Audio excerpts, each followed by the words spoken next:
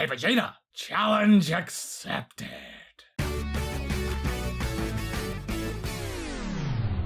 Hey guys, MasakoX here. We round up What If week of November with a bit of a challenge. You see, this whole turning good shtick I've done in my What Ifs, especially with the Raditz one, got the attention of some of my colleagues over at TFS Gaming, and they were joking around and thinking about what would have happened if this guy turned good, just like with Raditz. This was a perfect opportunity for some what-ifery. Naturally, I was thinking about this for a while, and then Haverock got in contact because he noticed that too. And together, we came up with a really interesting idea that would break away from the norm. And since the whole Raditz turning good thing garnered so much positive attention, let's turn our focus to one of Vegeta's other minions. However, this will be quite different and a lot bolder in its approach. And why is that exactly, Masako? Well, let's begin this story and find out. Nappa's involvement in the story begins as it does in the original story. He and Vegeta head off to Earth to not only avenge their fallen comrade, or make fun of him, but they're also after those so-called Dragon Balls that those Earthlings were talking about. You know, those orbs that can grant wishes to anyone who finds them. So the pair of Saiyans head over to Earth, land in East City, and you pretty much know what happens there. Nappa has his best day ever. After having their fill, Nappa and Vegeta head over to the strongest power level on the planet, trying to coax some more information out of them about the Dragon Balls. I mean, they safely assume that these are the guys that took out Raditz, so yeah, why not? The rest of the story continues as per normal, all the way up until that point when Goku arrives on Earth. After that, it continues as per normal again, all the way up until the point when Nappa is about to be obliterated by his former master Vegeta. His back's broken, he's on the ground, he can do nothing, and Goku knows this.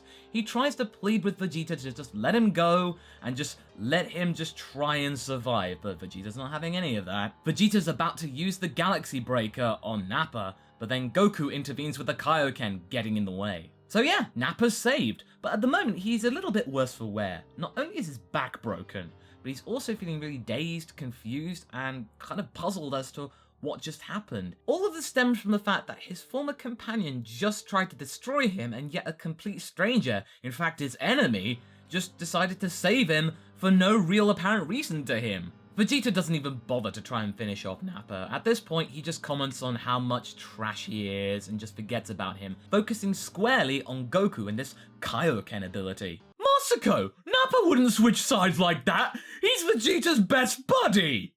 Well, to be fair, I think a lot of people would be really kind of disorientated after the fact that their master, who'd been by their side for decades, just suddenly cast them aside. Despite all that Nappa done for him, be his faithful bodyguard, be his closest confidant, everything like that, the ground counselor Nappa was just nothing to him. All of this is going through Nappa's head as he is barely able to keep consciousness on the ground as the Goku-Vegeta fight is going on around him. He's impressed by Goku's new power, or what he can see at least, and is amazed that he can keep up with Vegeta and sometimes exceed him. However, when we get to the point when Vegeta's on his last legs and is trying to escape the planet and Goku actually lets him go, Nappa, as well as Krillin, are completely confused and frustrated at Goku's decision. Goku then tries to convince Nappa if they just band together and join forces, they will be able to take out Vegeta the next time that they meet. This doesn't fully satisfy Nappa in his thuggish nature, but at this point, with the whole broken back thing, I think this is the best that he's gonna get, at least he gets to live. Before Vegeta leaves,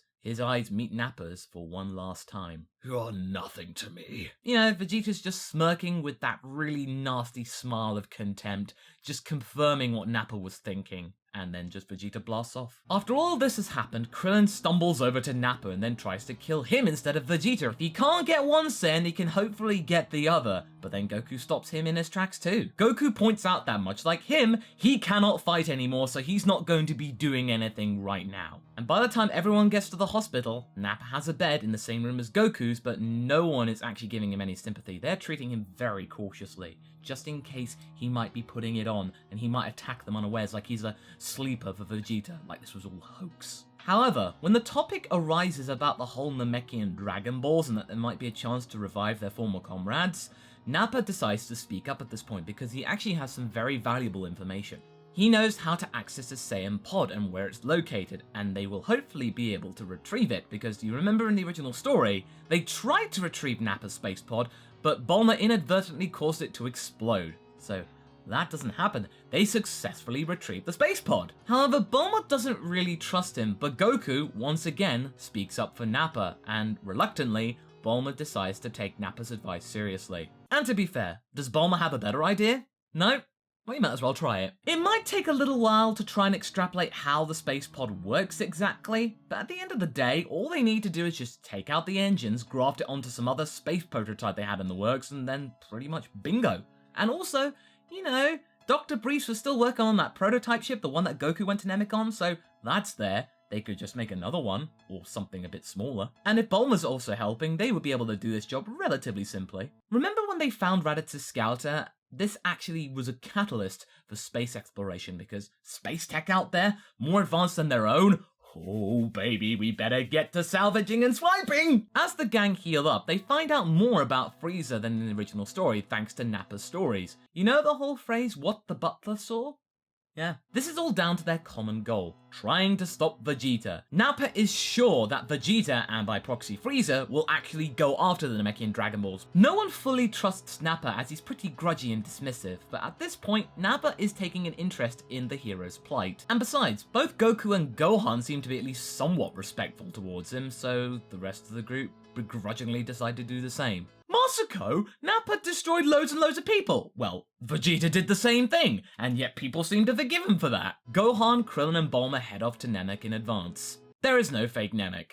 Moving on. There is one key difference here though. With Vegeta knowing that Nappa is still alive and that he's still on Earth and that he could actually be of somewhat use to the Z fighters and could actually turn against Vegeta, he decides to not openly rebel against Frieza just yet. Instead, he actually goes to warn Frieza about Nappa, how he could betray them all, and then says, "Oh, don't worry, Lord Frieza, I'll help you find the Namekian Dragon Balls and be your most loyalist servant ever, way better than that Zarbon creature." And then when the time is right, he will steal the balls from under Frieza's nose. Oh yeah, and then defeat him afterwards once he's gained immortality. This version of Vegeta is a lot more paranoid than the original one, and for good reason. Frieza could easily just destroy him right now for having disobeyed him and gone straight to Earth. But oh yes, this revelation about new Dragon Balls and immortality you saved Vegeta? Alright, I'll spare you for now. From here, most of the story carries on as per usual, but with just a slight twist. Vegeta is now working for Frieza, helping him find the Dragon Balls. Both the Saiyan and the Emperor then part company when they reach Namek, so that means they can actually be more effective in finding them. But Frieza's not quite sure about whether Vegeta will actually do the deed, and so charges Zarbon with going with him. Gohan, Krillin and Bulma's progress begins as per normal, with them befriending Dende and whatnot. I reckon that our heroes will gather most of the balls first in this occasion, and Vegeta will be actually charged in trying to seek them down and destroy them and gather the balls back, once the presence of the Z-Fighters has been made aware to everyone concerned. Along with Zarbon, the pair of them then confront the heroes right outside Guru's palace, but Vegeta and Zarbon actually encounter a nasty surprise. Nail. He actually is quite formidable, stronger than Vegeta, and then stronger than Zarbon, and before Zarbon can actually enter his beast mode and try and finish off Nail, he just decides to do the deed and finishes off Zarbon right there. Nail is one of those characters that likes to get the job done. After Zarbon's been defeated, Vegeta actually then decides to bargain with the heroes to say, "Oh no, I'm not actually fighting for Frieza, really. I'm going to be betraying him eventually, yeah." But Nail doesn't really care about this plea and decides to fight him off anyway. As I said, Nail is stronger than Vegeta at this point, and so the Saiyan decides to retreat for the time being. But then Dodoria finds him and asks him to explain why Zarbon's not there and where he's gone.